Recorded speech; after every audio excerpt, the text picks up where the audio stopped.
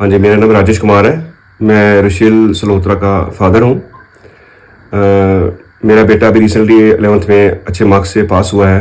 इसकी मेन जो रीज़न था, क्योंकि 10th में मेरा बेटा जो था वो साइंस में काफ़ी वीक था, तो इसका प्रॉपर फ्लो नहीं था मतलब साइंस स्ट्रीम में। तो जब इसका रिजल्ट आया 10th का, तो we are not satisfied.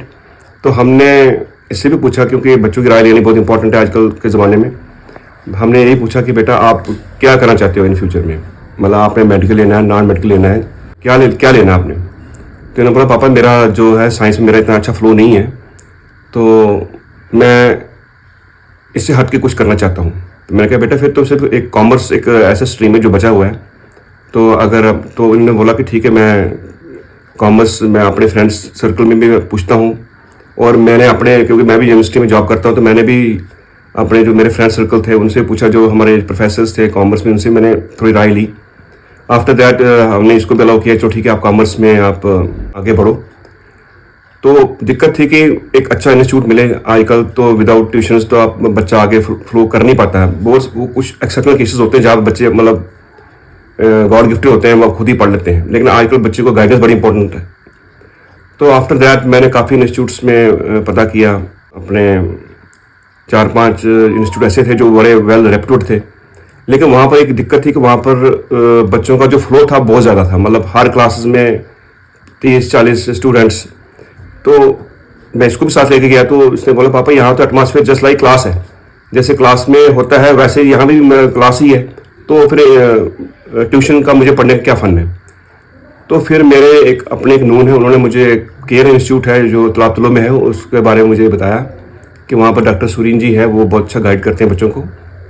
After that फिर हमने वहाँ पर उनके साथ कांटेक्ट किया, तो उन्होंने बोला ठीक है आप अपने बच्चे को भेजो।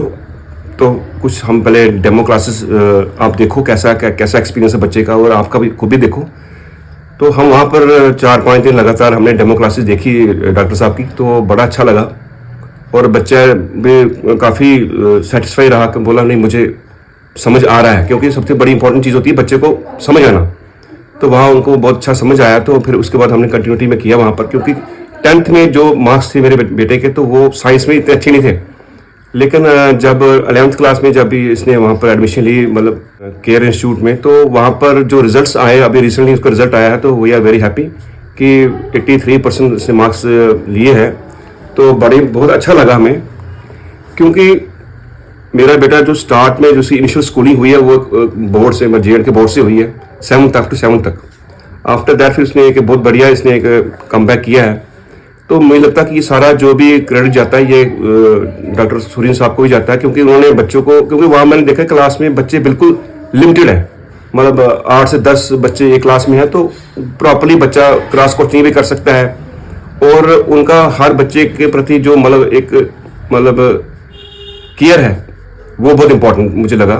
तो मैं बहुत खुश हूँ, और अब मैं 12th में भी वही कंटिन्यूटी में करना चाहता हूँ, और बेटा भी बड़ा खुश है।